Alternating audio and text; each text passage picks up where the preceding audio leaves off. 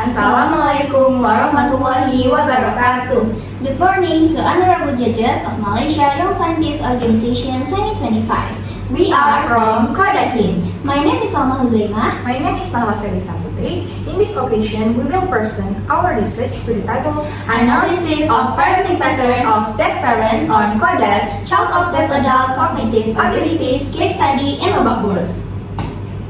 To honorable judges, based on SDGs point 10 about reducing inequality, please note that people often have the perception that people with disabilities always lack in backwardness. This is a challenge for people with disabilities, especially in caring for their children. This also happens to people with disabilities, especially with deaf condition. What is deaf? Deaf is a condition where a person lacks or loses the function of their sense of hearing. The reason we choose deaf people in this research is because there are many deaf people in Indonesia. Based on BPS Census data 2022, it states that deaf people with an age range 5 to 75 years old above amounted to 155 and 161 people. Then according to the 2015 DKI Jakarta Census data, age of 100 people with disabilities in Indonesia with 3 and 35% are deaf people. Of course, deaf people also have the desire to start a family, have the children, educate, and raise them. Based on data in the field, we know that children born to deaf parents do not always have a similar condition who can be known as CODA or child of deaf adult.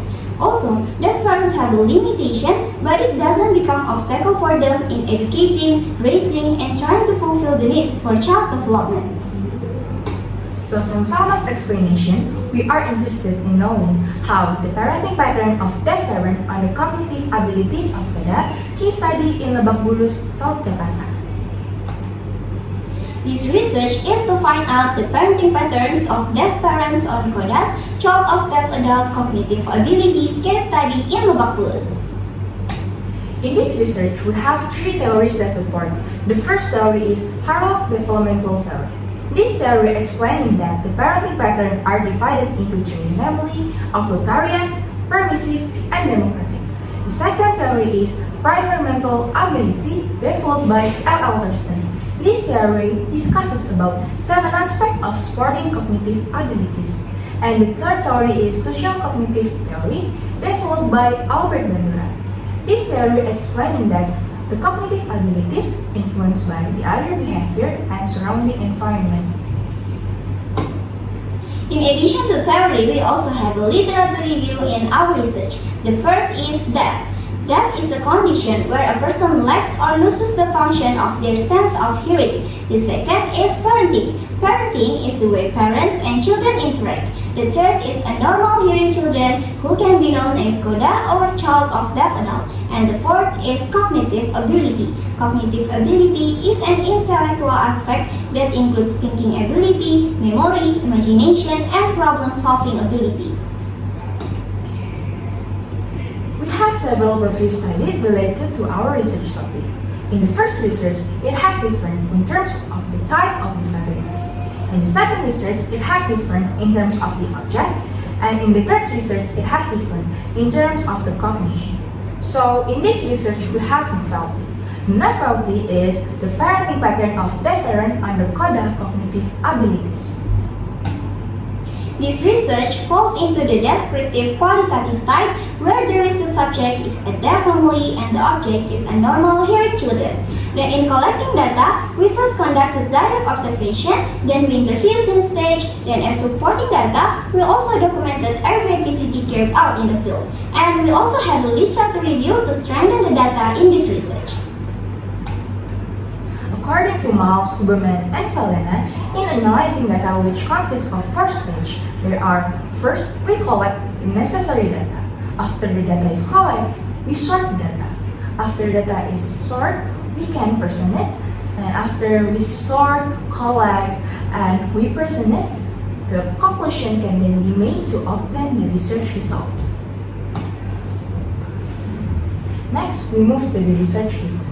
The residence of Mr. Muhsin and Cahyo is located in the Lebak Bulus area with densely populated neighborhood condition. We have been willing to interview and we have been willing to publish on this research. Based on interview and observation related to Mr. Muxin's parenting pattern, there are: first, when he giving an order, he always exemplifies first. Second, he always involves Cahyo in doing household chores. And the third is about education. He said education is important for his child, as known as Cahyo. And the fourth is, he always can be firm if Cahyo neglect his responsibilities. And the last one, Mr. Muxin give Cahyo change to make his own decision, but still guide Cahyo to make his own decision. The following are the result of Cahyo Cognitive Ability Test at Bina Asih Yogyakarta Institute. Based on the test, it can be seen that cognitive ability consists of seven aspects. One of them is general intelligence or IQ, where Cahyo's IQ is 90 with a bottom average category. And the category shows that Cahyo needs more time to solve problem at hand. So, finally, it can be concluded that Mr. Muxin's parenting pattern is democratic, that can affect the cognitive abilities of his child. Based on the test, the cognitive abilities of Cahyo is 19 due to lack of language, logic, counting, verbal, and non-verbal aspect. Although Cahyo is lacking in some aspect, it doesn't mean Mr. Muxin as a parent indifferent while caring and taking care of Cahyo. He tried to the best that he can. And our suggestion for future researchers are: first, to expand the object of research, use more diverse theory, and expand the scope of informant, not only one family and one limitation.